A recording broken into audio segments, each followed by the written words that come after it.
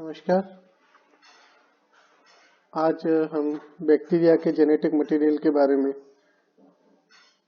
चर्चा करेंगे। मैं doctor Prakash Chandra Sharma, department of zoology, government college Ajmer.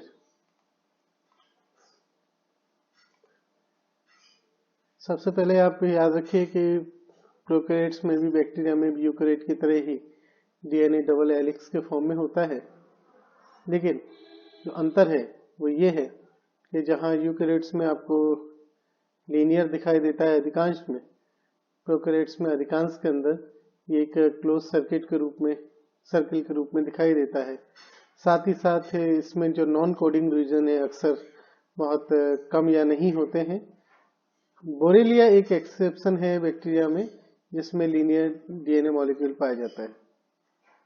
तो यहाँ नॉन कोडिंग पोर्शन नहीं होंगे, सर्कुलर होता है, और ये सर्कुलर डीएनए भी फर्दर सुपर कोयल के रूप में मौजूद होता है। तो ये आप जो स्ट्रक्चर बी में देख रहे हैं सुपर कोयल के रूप में ट्विस्टेड होता है। ये बेसिक प्रोटीन से एसोसिएटेड होता है, बट ये बेसिक जो प्रोटीन होती हैं ये हिस्टोन नहीं होती। तो ये जो बेसिक नेचर की प्रोटीन्स हैं ये क्रोमेटिन लाइक जो कॉइलिंग है उसकी ऑर्गेनाइजेशन में मदद करती हैं। ये क्रोमोसोम के बारे में। नाउ यहाँ अगर हम रेप्लिकेशन की प्रोसेस देखेंगे तो प्रोकैरियोट्स में जो रेप्लिकेशन की प्रोसेस है वो यूकैरियोट की तुलना में कुछ अलग होती है। याद रखिए कि इसमें रेप्लिकेशन की शुरुआत एक सिंगल पॉइंट से होती है, that is called the origin. जैसे ये यहाँ पर दिखा रखा है, दिस इज ओरिजिन। तो जो ओरिजिन ऑफ रेप्लिकेशन है वहां से रेप्लिकेशन फॉर्क बनती है, सिंथेसिस होता है। अक्सर ये सिंथेसिस दोनों तरफ होता है, बाई डायरेक्शनल सिंथेसिस होता है जैसे आप देख रहे हैं, और ये एक आई का फॉर्मेशन होता है। ये आई बढ़ती रहती है, और यहाँ पर जब ये आई बनती है तो इसके दोनों किनारों पर क्या हो रहा है कि डीएनए बाउंड हो रहा है, और जो स्ट्रैंड्स हैं वो रेप्लिकेशन हो रही है। तो यहाँ दो रेप्लिकेशन फॉर्म बन रही है, एक इस डायरेक्शन में, एक रेप्लिकेशन फॉर्म इस डायरेक्शन में। तो ये जो दो रेप्लिकेशन फॉर्क्स बन रही हैं ये आउटवर्ड, बाहर की तरफ, एक दूसरे से अपोजिट डायरेक्शन में मूव कर रही हैं फ्रॉम ओरिजिन। और जब तक ये मूव करेंगी जब तक कि ये पूरा एक रेप्लिकेन को कंप्लीटली रेप्लिकेट नहीं कर दें। याद रखिए कि बैक्टीरिया में एक रेप्लिकोन होता है। रेप्लिकोन का मतलब वो जीनोम का वो पोर्शन जिसमें ओरिजिन है और वो रेप्लिकेट करता है एज अ यूनिट। तो बैक्टीरिया में एक रेप्लिकोन होता है, यूकैरियोट्स में ज्यादा होते हैं। तो बैक्टीरिया में यूजुअली आप ये देख रहे हैं मेथड, इसमें दोनों तरफ के ये फॉरवर्ड होते जाते हैं, एक दूसरे से बढ़ते जाते हैं, और अल्टीमेटली ये एक दूसरे से मिल जाएंगे, और जब मिल जाएंगे तो दोनों लूप से सेपरेट हो जाएंगे, दो डिफरेंट बन जाएंगे। हालांकि ई कोलाई में अगर आप कॉन्जुगेशन की प्रोसेस देखें या बैक्टीरियोफेजेस में अगर आप देखें तो वहां आपको डिफरेंट मैकेनिज्म देखने को मिलेगा, that is called rolling circle mechanism, जो नॉर्मली बैक्टीरिया में नहीं देखने को मिलता है आपको। तो डीएनए का जो रेप्लिकेशन है उसकी शुरुआत होती है ORIC यानी कि ओरिजिन ऑफ रेप्लिकेशन लोकस से।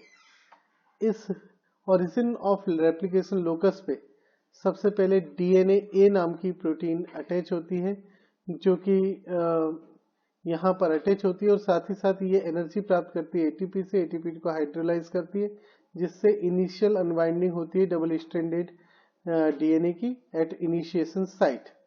तो जब इनिशिएशन साइट पे लोकल अनवाइंडिंग हो गई तो इसके बाद में यहाँ पर फर्दर अनवाइंडिंग को करेगा डीएनएबी प्रोटीन, जो डीएनएबी प्रोटीन एक्चुअली एक हेलिकेज है, और जैसे कि आप जानते हैं हेलिकेज का काम होता है अनवाइंडिंग करना, काफी तेजी से ये अनवाइंड करता है डीएनए को। आगे अगर आप देखेंगे तो यहाँ पॉलीमराइजेशन का काम जो करता है वो तीन अलग अलग प्रकार के डीएनए पॉलीमरेज मिलकर के ये काम करते हैं, डीएनए 1, 2, 3। और डीएनए पॉलीमरेज का काम क्या होता है? पॉलीमराइजेशन का काम, जो कैटेलाइज करता है सिंथेसिस ऑफ डीएनए को। और याद रखिए ऑलवेज जो डीएनए पॉलीमराइजेशन होगा, भले यूकैरियोट या प्रोकैरियोट में हो, वो होता है 5 प्राइम टू 3 प्राइम डायरेक्शन में। साथ ही साथ जब ये रेप्लिकेशन कर रहे होते हैं, पॉलीमराइजेशन कर रहे होते हैं, तो डीएनए टेम्पलेट को ये 3 प्राइम टू 5 प्राइम डायरेक्शन में रीड करते हैं। तो synthesis 5 prime to 3 prime direction में होता है, वाइल डीएनए जो टेम्पलेट है वो read 3 prime to 5 prime direction में हो रहा है। तो सबसे इंपॉर्टेंट पॉलीमरेज जो है प्रोकैरियोट्स में रेप्लिकेशन का वो कहलाता है, वो है डीएनए पॉलीमरेज 3, जो कि मेन पॉलीमरेज है, मेन रेप्लिकेज है। इसमें कई बार पॉलीमरेज 1 का भी योगदान देखने को मिलता है हमें, लेकिन ये माना जाता है कि पॉलीमरेज 1 और पॉलीमरेज 2 है वो रिपेयर में ज्यादा पार्टिसिपेट करते हैं, रिपेयर ऑफ डैमेज डीएनए में इनका इंपॉर्टेंट रोल होता है। तो हेलिकेज जैसे मैंने आपको बोला ये अनवाइंडिंग रिलेटेड एंजाइम है। हेलिकेज रिस्पॉन्सिबल होता है डीएनए अनवाइंडिंग को, जो कि बहुत तेजी से अनवाइंड करता है। जैसे मैंने कहा 75 से 100 रिवोल्यूशन पर सेकेंड की रफ्तार से अनवाइंड करता है। जो अनवाइंडेड सिंगल स्ट्रैंडेड डीएनए है, उस सिंगल स्ट्रैंडेड डीएनए को सिंगल ही बनाए रखने का काम उससे अटैच होने वाले एसएसबी करते हैं, यानी कि सिंगल स्ट्रैंडेड बाइंडिंग प्रोटीन। तो इस सिंगल को सिंगल बनाए रखने का काम ये कर रहे हैं SSB, single stranded DNA binding protein SSB. Now जब ये अनवाइंडिंग होती है तो ऐसी स्थिति में वहां पर एक टेंशन क्रिएट होता है, और उस टेंशन को जो कॉइलिंग के कारण से टेंशन क्रिएट होता है उसको रिलीव करने का काम करता है टोपोआइसोमेरेज, जो लोकली 1 या 2 स्ट्रैंड्स को कट करता है और टेंशन को रिलीव करता है, और इस कारण से वो अनवाइंडिंग प्रोसेस को भी प्रमोट करता है। तो इस एंजाइम को जो कि टेंशन को रिलीज करता है, डीएनए जो सुपर कॉइलिंग बनने लगती है उस कॉइलिंग को रिमूव करता है, that is called isomerase, topoisomerase. और इकोलाई में जो डीएनए गायरेज है वो एक टोपोआइसोमेरेज है जो सुपर ट्विस्ट को रिमूव करता है। नाउ जैसे कि आप जानते हैं कि यहाँ लीडिंग और लैगिंग स्ट्रैंड होते हैं, दोनों पे पॉलीमराइजेशन का काम होगा। लीडिंग स्ट्रैंड के ऊपर ये पॉलीमराइजेशन का काम अपेक्षाकृत सिंपल है, क्योंकि यहाँ continuously 5 prime to 3 prime direction के अंदर सिंथेसिस हो सकता है। तो वहाँ सिंगल पॉलीमरेज जैसे कि आपने देखा होगा, पहले पढ़ा भी होगा कि लगातार वो उसके ऊपर सिंथेसिस कर सकता है। लेकिन लैगिंग स्ट्रैंड पे उल्टा होता है, क्योंकि वहाँ एक्चुअली जो रीडिंग टेम्पलेट है वो भी अपोजिट मिलता है, तथा 5 प्राइम टू 3 प्राइम डायरेक्शन में कंटिन्यूअस सिंथेसिस नहीं हो पाता, डिसकंटिन्यूअसली सिंथेसिस करना पड़ता है, और इस कारण सीरीज ऑफ फ्रेगमेंट बन जाते हैं जिनको ओकाजाकी फ्रेगमेंट्स कहते हैं। तो यहाँ ये याद रखिए कि जो डीएनए पॉलीमरेज है वो डी नोवो सिंथेसिस नहीं कर सकता, पॉलीमराइजेशन नहीं कर सकता, उसको टेम्पलेट की आवश्यकता होती है। तो क्योंकि डीएनए पॉलीमरेज 3 अपने आप पॉलीमराइजेशन का काम स्टार्ट नहीं कर सकता, तो दोनों में ही सबसे पहले एक स्पेशल आरएनए पॉलीमरेज है जिसे हम प्राइमेज कहते हैं, वो एक शॉर्ट आरएनए प्राइमर तैयार करता है जो कि 10 न्यूक्लियोटाइड के जितना ही लंबा होता है और डीएनए के कंप्लीमेंट्री होता है। आगे जो पॉलीमरेज एंजाइम है वो इस कंप्लीमेंट्री जो न्यूली सिंथेसाइज प्राइमर है उससे लीड लेकर के आगे कंप्लीट सिंथेसिस कर सकता है। प्राइमेज को एक्चुअली अन्य प्रोटीन का भी सपोर्ट चाहिए होता है, असिस्टेंस चाहिए होता है, इस कारण जो एक कंप्लीट कॉम्प्लेक्स बनता है उससे हम प्राइमोसोम कहते हैं। तो सबसे पहले जब भी सिंथेसिस स्टार्ट होता है तो प्राइमोसोम कॉम्प्लेक्स अटैच होता है, अगेन देन फिर उसके बाद पॉलीमरेज कॉम्प्लेक्स उसकी भूमिका लेता है। तो पॉलीमरेज जो 3 है जो कि मेन रेप्लिकेज है इसका, वो एक होल एंजाइम फॉर्म करता है और कंप्लीमेंट्री डीएनए बनाना स्टार्ट करता है आरएनए प्राइमर, जैसा मैंने अभी आपको बताया उसके 3 प्राइम एंड से। तो दोनों ही स्ट्रैंड पे ये याद रखिए कि एक थोड़ा सा मिसकंसेप्शन ये होता है कि दोनों स्ट्रैंड्स पे अलग अलग पॉलीमरेज यानी कि 2 अलग अलग पॉलीमरेज सिंथेसाइज करते हैं, ऐसा नहीं होता। ये एक ही मल्टी प्रोटीन कॉम्प्लेक्स होता है जिसमें 2 कैटालिटिक साइट्स होती हैं। जिस पूरे कॉम्प्लेक्स को रेप्लिसोम कहते हैं वो एक ही कॉम्प्लेक्स दोनों स्ट्रैंड पर, leading as well as lagging strand पर सिंथेसिस का काम करता है, और वो भी कंकरेंटली एक साथ। और बीच बीच में वहां पर जो लोडर प्रोटीन है जो क्लैंप है वो रिमूव होती है, ओकाजाकी फ्रैगमेंट पर बनता है, अगेन वो उसके ऊपर अटैच होता है। लेगिंग स्ट्रैंड की हम बात करें तो लेगिंग स्ट्रैंड के ऊपर ओकाजाकी फ्रैगमेंट बनने के बाद में इम्पोर्टेंट ये होता है कि उस आरएनए प्राइमर को रिमूव किया जाए। आरएनए प्राइमर को रिमूव करने का काम आरएनएज एच एंजाइम करता है जो प्राइमर रिमूव करता है, एंड देन जो पॉलीमरेज है, पॉलीमरेज फर्स्ट वो कंप्लीमेंट्री डीएनए उसकी जगह फॉर्म कर देता है और गैप को फिल कर देता है आरएनए को डिलीट करने के बाद में।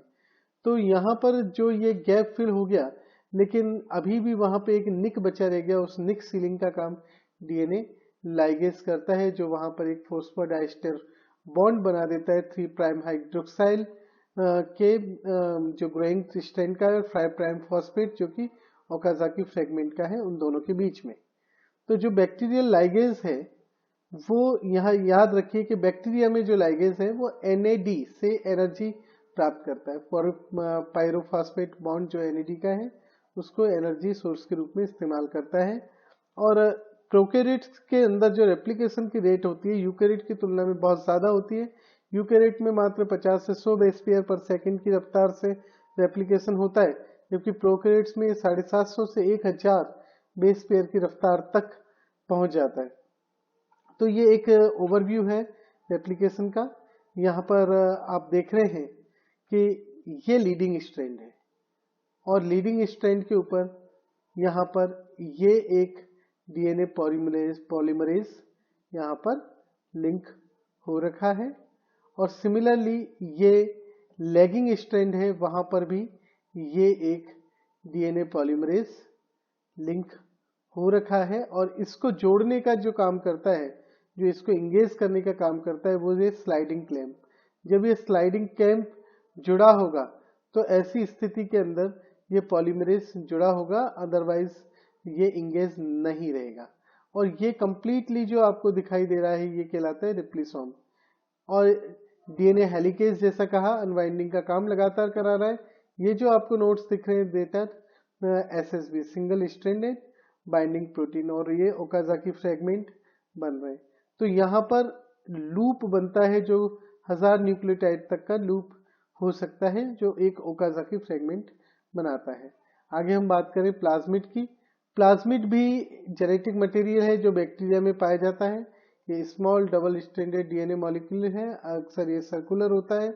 ये होस्ट क्रोमोसोम से इंडिपेंडेंटली एग्जिस्ट करता है। खास बात, इसका खुद का अपना एक रेप्लिकेशन ओरिजिन होता है। ये ऑटोनॉमसली रेप्लिकेट करता है, यानी कि ये होस्ट के जो रेप्लिकेशन है उसके साथ रेप्लिकेट नहीं करता, अपने आप रेप्लिकेट करता है और अपने आप ही इनहेरिट होता है, स्टेबली इनहेरिट होता है। प्लाज्मिड जो एक्स्ट्रा जीनोमिक है, इसमें बहुत कम जीन्स होते हैं, अक्सर ये 30 से कम जीन्स मौजूद होते हैं। प्लाज्मिड को अगर सेल से हटा भी दिया जाए तो सेल के नॉर्मल फंक्शनिंग पे कोई असर नहीं पड़ेगा। और ये जो प्रोसेस होता है प्लाज्मिड को रिमूव करने का, इसको क्यूरिंग प्रोसेस कहते हैं। प्लाज्मिड के जैसे हम प्रकार की बात करें तो एपिसोम जो एक प्लाज्मिड है, ये होस्ट क्रोमोसोम के साथ में बिना किसी तरह से इंटीग्रेट हुए या इंटीग्रेट होकर के, विद और विदाउट बीइंग इंटीग्रेटेड, ये एग्जिस्ट कर सकता है। जबकि कुछ प्लाज्मिड कंजुगेटिव प्लाज्मिड्स जो होते हैं, इन पर पिलाई के लिए जीन्स मौजूद होते हैं और ये अपनी कॉपीज जो है वो ट्रांसफर करते हैं बैक्टीरिया में ड्यूरिंग कॉन्जुगेशन। और कितनी कॉपीज मौजूद होती हैं एक बैक्टीरिया में उस प्लाज्मिड की, वो उसका कॉपी नंबर कहलाता है। कई प्रकार के प्लाज्मिड मौजूद होते हैं, कुछ की हम बात करते हैं। जैसे फर्टिलिटी प्लाज्मिड, जैसे नाम से ही जान पड़ रहा है आपको, ये प्लाज्मिड फर्टिलिटी से रिलेटेड होते हैं, को एफ फैक्टर भी बोलते हैं। ये एग्जाम्पल हम इकोलाई या साल्मोनेला में इसमें देख सकते हैं, जो कि सेक्स पिलस के निर्माण के लिए रिस्पॉन्सिबल होते हैं, कॉन्जुगेशन प्रोसेस के लिए रिस्पॉन्सिबल होते हैं।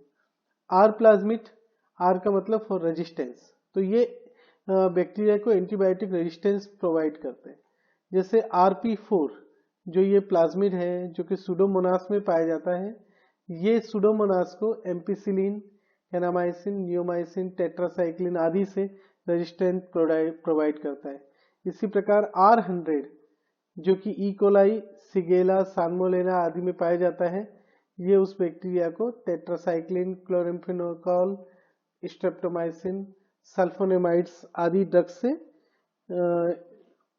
रेजिस्टेंस प्रोवाइड करता है। कॉल प्लाज्मिड, ये बैक्टीरियसिन प्लाज्मिड्स हैं। अन्य बैक्टीरिया को किल करने के लिए ये प्लाज्मिड काम में आता है। इनके तो ये जैसे फॉर एग्जांपल कॉल E1 जो कि ई कोलाई से के अंदर ये प्लाज्मिड मौजूद है, ये ई कोलाई में कॉलिचिन E1 का प्रोडक्शन कराता है, जिसके कारण ये अन्य बैक्टीरिया को अपने मीडियम के अंदर मार सकता है।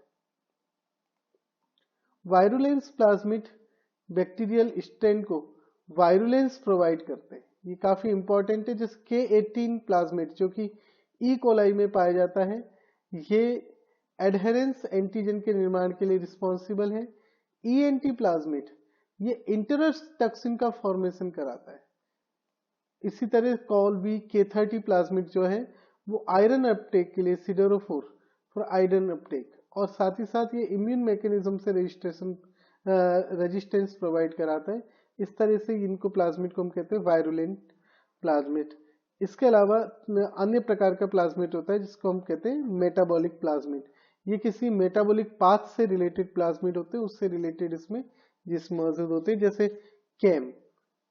तो कैम प्लाज्मिड जो कि सूडोमोनास में मौजूद होता है, ये कैम्फर डिग्रेडेशन से रिलेटेड प्लाज्मिड है।